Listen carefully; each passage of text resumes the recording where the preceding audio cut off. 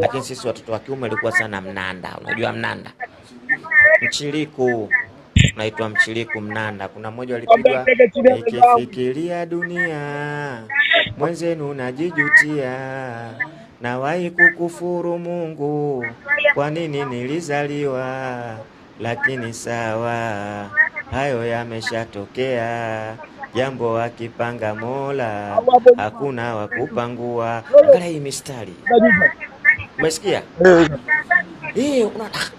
Mbona anaimba tatizo lake ile, yani tatizo ile midude tu, lakini ukisikia nikifikiria dunia nabaki najijutia, nawahi kukufuru Mungu, kwa nini nilizaliwa?